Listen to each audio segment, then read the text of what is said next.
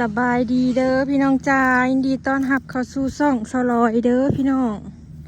มื้อนี้สิพามาเบิ่งรถเกี่ยวข้าวแบบไทยเนาะที่อยู่ลาวกำลังเริ่มนิยมใส่เนาะเป็นปีนี้ปีที่2อันนี้สิเป็นหน้าในขางหัวเฮือนสลอยนี่เนาะปีนี้เราใส่รถเกี่ยวข้าวอีกแล้วเนาะแต่ว่าแบบคันใหญ่เด้เบิ่งพี่น้องมีน้ำแต่ว่ายังลงได้เนาะเดี๋ยวสลอยสิพาลงไปเบิ่งว่าเขามันเหี่ยบ่เนาะ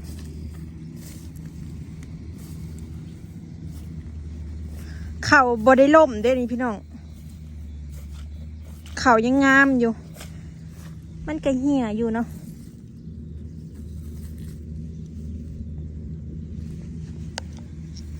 หน้าให้ใหญ่มันเกี่ยวได้ไวเนาะเกี่ยวได้ไวเกี่ยวได้หลายพี่น้องให้บักใหญ่หนึ่งผู้เกี่ยวไวให้หนึ่งบ่พอหอดเครื่องสมองสมบูรจัก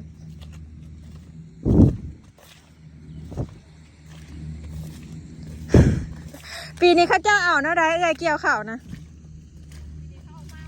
เมาบ่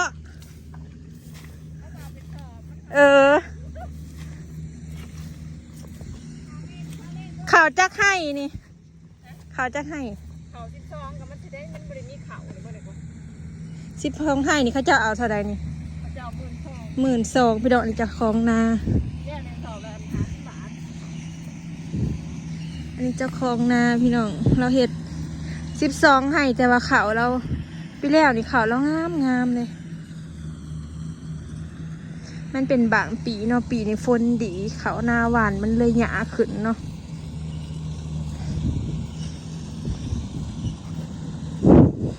สะอ่อนแต่หยานี่เนาะงัวซ้ำสิกินเปลี่ยนเจ้าบ่ปีนี้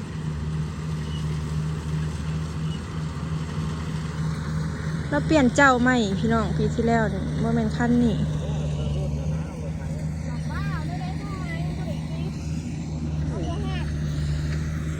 เจ๊จันโทษนะฮับเลยดิฮับแต่เราซื้อใส่แล้วยังไปซื้อห้ขายเลยบ่นี่น้องโบฮูทำได้ลายเนี่ยกับสีขายเป็นสาวไม่ได้มันมีแต่หยาเนาะสีหยามันออกค่ะมันมุมข้าวคายเขาเปียกเขาเจ้าสื่อนั่นเลย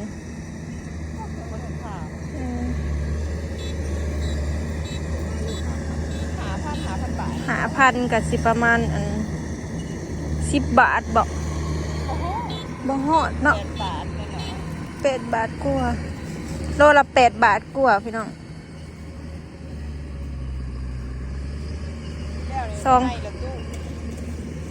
ให้เดือตู้นี่นะ2ให้บ่นี่2ให้เลยนะ2 4 6 8 10 12 13 14 15 23ปีแล้วนี่ให้แล้วนี่ให้ละตู้มันก็ได้ปีที่แล้วนี่ได้จักสอบเอ้ยแล้ว250ป้า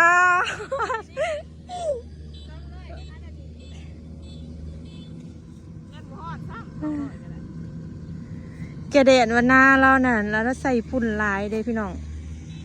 นั่นเป็นบางปีเนาะปีนี้ฝนดีมันเลยหยาลายเดี๋ยวสลอยสิพาลงไปเบิ่ง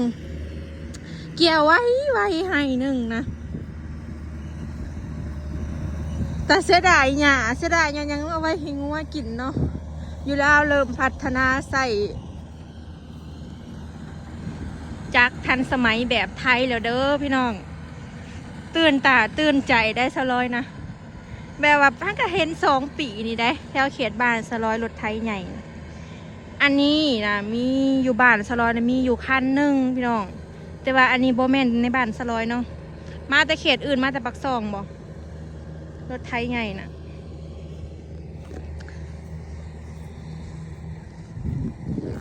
หน้าเรามีแต่ไห่ใหญ่เราเห็ดไห่ใหญ่พี่น้องนาเราจะคลองฟาร์มหมูในบ้านแหละนาเขาติกะเขาลุงหาพี่น้องมันหยาลายเลยเขามันเม็ดบ่ค่อยงามมันปวดหยา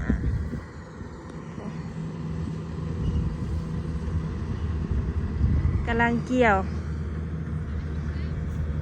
ทางก็เห็น2 ปีนี่เนาะปกติกระจ้างแต่คนปีที่แล้วเนี่ยข้าเจ้าเอา100 สอบต่อ 6,000 บาทพี่น้องเนาะ100 สอบต่อ 6,000 บาทแต่ว่าปีนี้ข้าเจ้าเกี่ยวเมา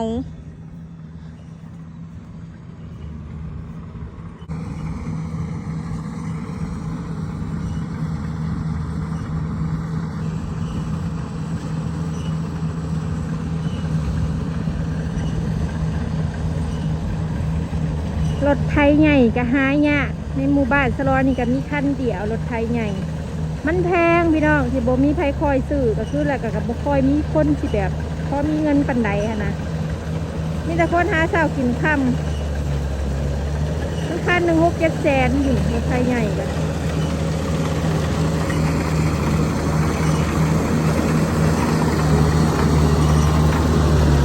มันเกี่ยวไว้ย้อนว่า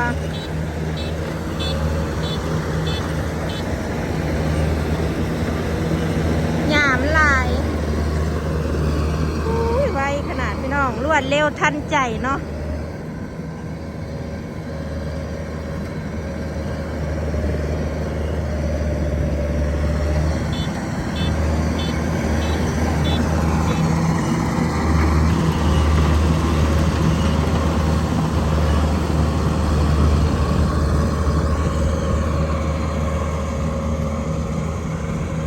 ให้หนึ่งบ่ฮอดฮอดเช้านาทีสั่ง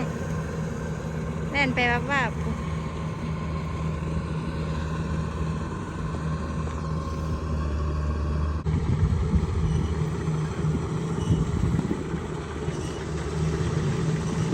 หญ้ามันหลายเนาะ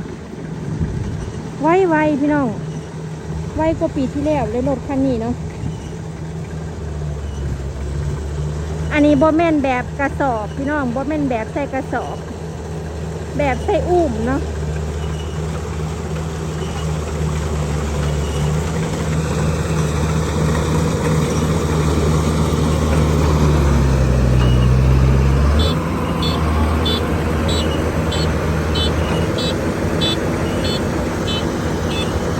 เป็นตะย่านพี่น้อง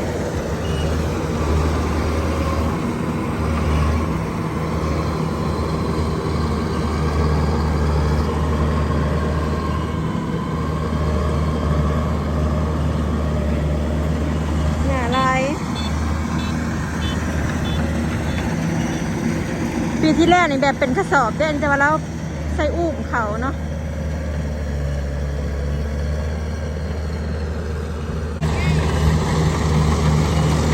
อันนี้เราใส่รถใหญ่กว่าปีที่แล้วได้พี่น้อง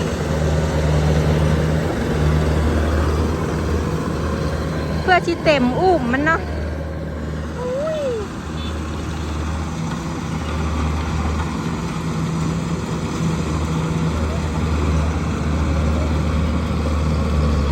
ไวขนาดเลยพี่น้องเดี๋ยวชิถาเบิ่งตอนข้าเจ้าเทเนาะ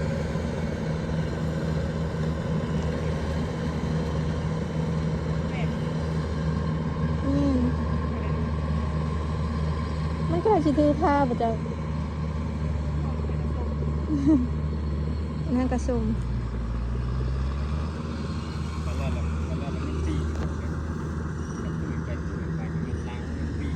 รถใหญ่แหละมันไวเนาะพี่น้องเกี่ยวไวให้หนึ่งบ่ฮอดฮอด20 นาที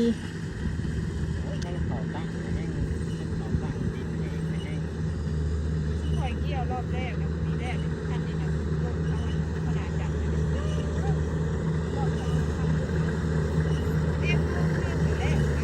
ไว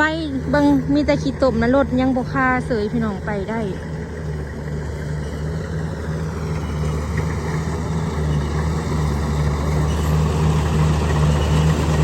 ไวเนาะ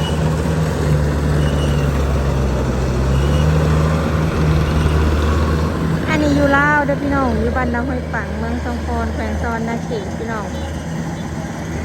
นวัตกรรมใหม่ทันสมัยเนาะแบบคนกระสร้างคิดคนออกมาเนาะพี่น้องเนี่ยได้สิทันสมัยเนี่ยได้สิว่องไว้เนาะเขาขั้นคายเป็นข้าวเปียกนะโลละ5,000 กีบพี่น้องประมาณ8 บาทกว่าเนาะพ ราะว่าเงินมันขึ้นแฮงกูมื้อนี้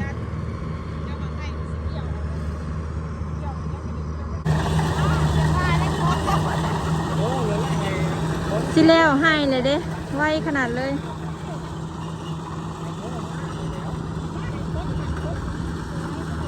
เกี่ยวแล้วเอาขึ้นรถขายเลยพี่น้องเราไม่ได้เอาไว้กินนะ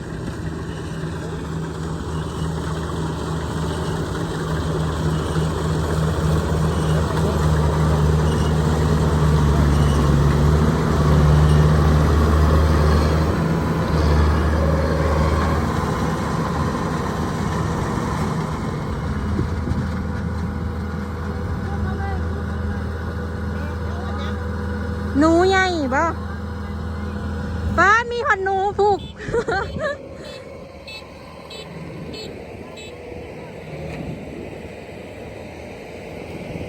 หนูพี่น้องแล่นลงคุณมันมากอยู่เนาะเต้นสวดๆหนูสำแขนนี่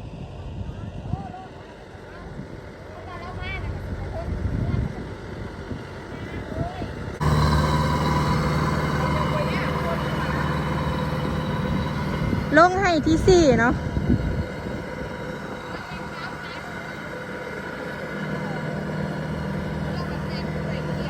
ตัวบักใหญ่หนึ่งเนาะ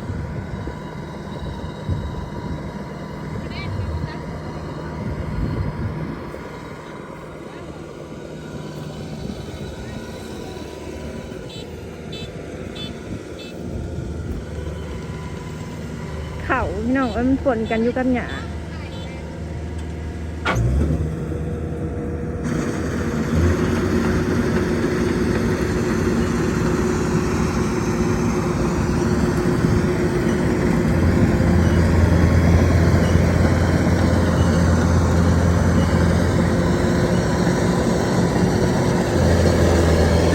บ่มีค่าพี่น้องคอยมากแฮงรถมันแฮง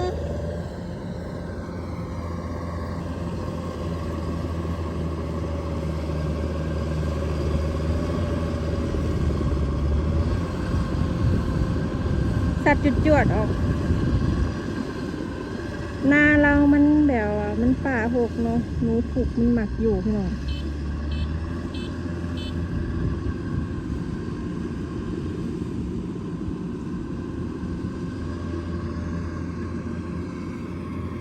แป๊บเดียวเท่านั้น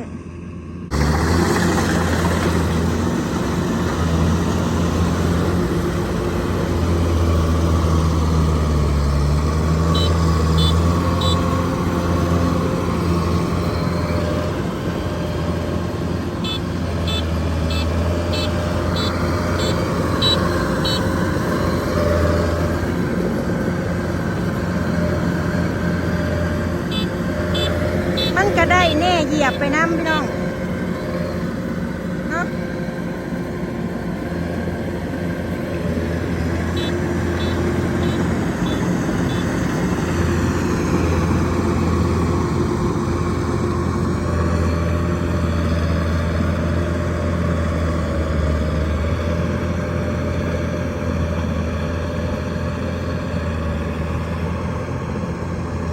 อะไรกรุบหนู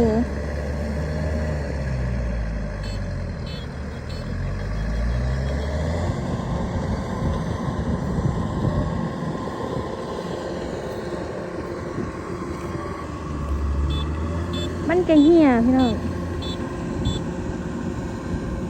รถเขาจะเหยียบลง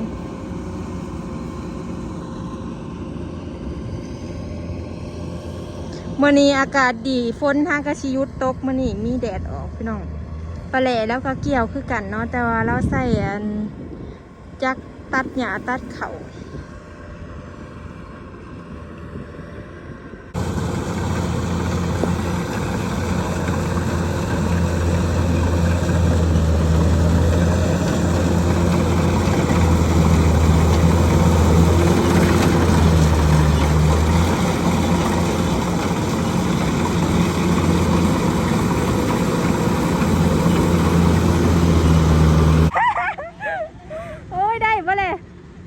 หนูผูกพี่น้อง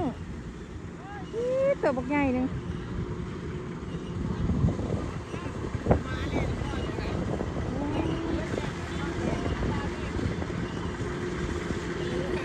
หนูผูก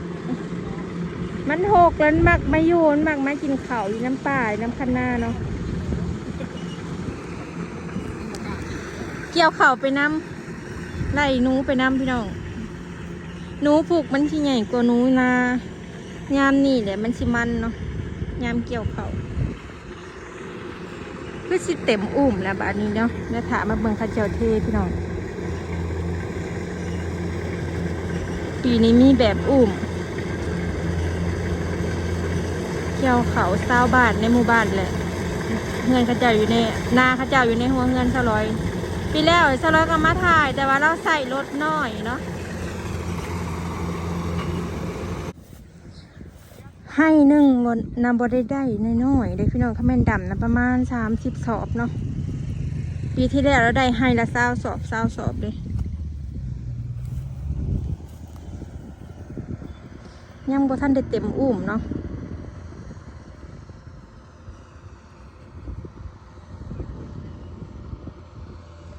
คลิปนี้ก็สิขอเก็บภาพบรรยากาศไว้ซ้ำนี้เด้อพี่น้องพอกันคลิปหน้าเนาะพามาเบิ่งการเกี่ยวข้าวที่ทันสมัยแบบไทยเลยแหละเนาะไปแล้วพี่น้องสบายดี